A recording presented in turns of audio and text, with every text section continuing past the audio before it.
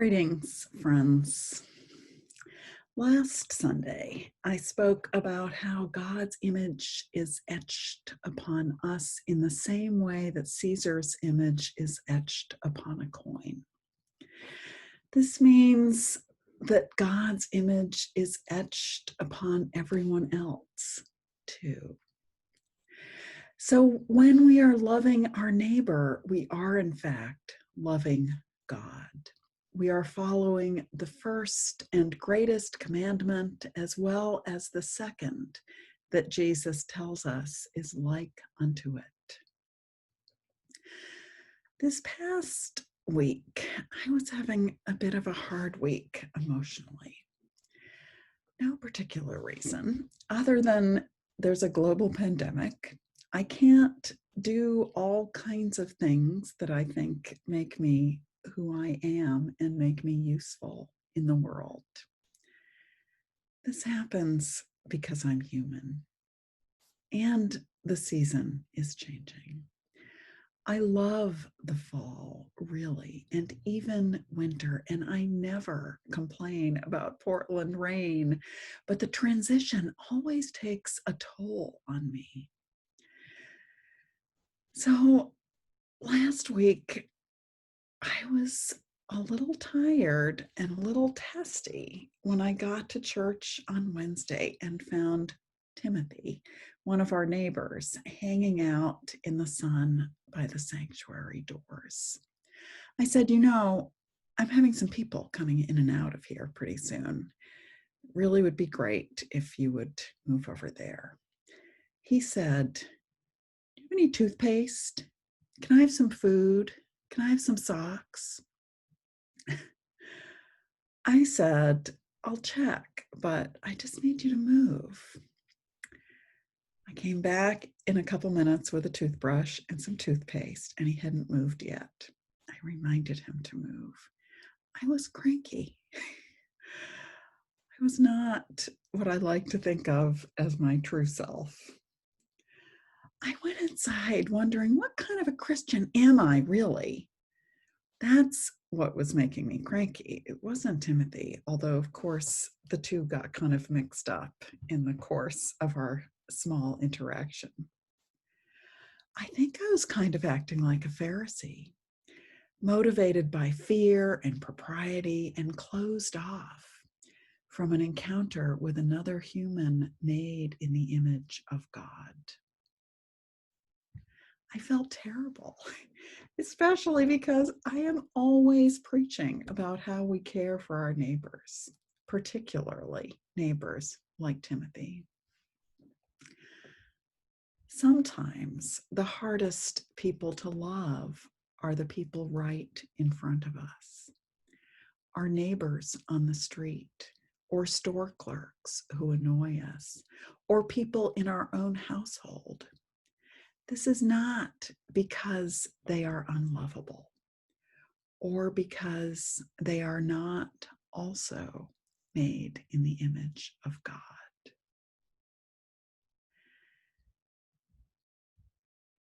But because, speaking only for myself,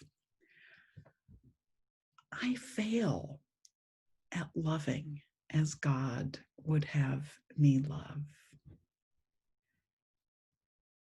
We are all works in progress, not in the sense of needing to become more and more lovable, but in the sense of needing to become better at loving our neighbors. It bears reminding here that love is a verb. The reading from today's portion of Leviticus reminds us that love takes many forms. Leviticus gets specific. So listen to what might be a 2020 adaptation. You shall not render an unjust judgment. You shall not sentence some people differently from others. You shall not be partial to the poor or defer to the great. But you shall remember that we are all made in the image of God. Be signs of righteousness to your neighbor. Wear a mask, even if they do not. You shall not go around as a slanderer among your people. You shall not post hatred or self-aggrandizement on social media. And you shall not profit by the excess rent your neighbor pays, or pay your neighbor an unjust wage. I am the Lord. You shall not hate in your heart any one of your kin. You shall reprove your neighbor, even especially if they make racist comments or abuse their spouse or their pet. You shall reprove them even if it feels awkward or foolish to call them out. You shall not take vengeance or bear a grudge against any of your people, but you shall love your neighbor as yourself. I am the Lord. Imagine if we all lived that way. Imagine. The love of neighbor that we hear about in Leviticus is so radical that it can change the world. The love that Jesus is about is not just the love we celebrate on Valentine's Day. To love in the biblical sense includes specific actions and specific ways of relating to our neighbors. And neighbor means anyone and everyone. To love our neighbor is to disrupt our current system of racism and economic oppression.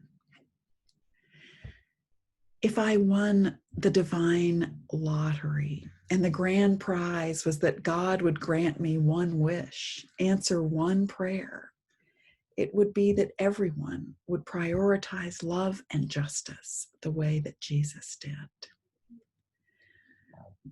But our world is populated with fallible humans, and we are not there yet. This was as true in Jesus's time as it is today. In today's gospel, Jesus answers the last of a series of 4 questions various factions of the religious establishment ask, trying to trick Jesus into giving the wrong answer to a question about religious practice. The Pharisees ask the last question, "Teacher, which commandment in the law is the greatest?" This is not a trick question. They just want to see how orthodox he is. And in fact, he passes the test. He answers, as he so often does, with a question. What do you think of the Messiah? Whose son is he? It is this snippet of conversation that finally silences everyone. From that day forward, no one dared to ask any questions. This passage, which takes place in the last week of Jesus's life, feels a little ominous to me. Perhaps because of the darkness of the season, although you'd hardly know it this morning, and because of the darkness of our national life. Jesus's comments about the Messiah indicate the fullness of what it means to be the Messiah. To understand that Jesus is the Messiah of God is to understand how much weight we should place on the commandments to love. It is this same fullness we need to bring to the opportunities we have set before us to love God, neighbor, and self. Last Wednesday, I went back out to Timothy in front of the sanctuary doors and again asked him to move, but I asked him really nicely. Adrian from Crisis Kitchen brought him a bowl of hot soup. He looked at both of us as he was gathering his things and said, "God bless you," to each of us. I needed that. He was loving his neighbor too. I don't know how Adrian responded, but I said, "God bless you," back. He stepped into the church for a moment and looked around. He'd never been inside, in spite of being a nearby neighbor. My fervent hope is that when we open up again, he'll find his way in again. As we move through this time that is so fraught for so many of us, I commend to you and to myself some questions. Are we willing to make ourselves vulnerable and even foolish as we try to follow the commandments set forth in today's scriptures? When we find ourselves angry at individuals or institutions, let's ask ourselves, how can we love our neighbors in the biblical sense?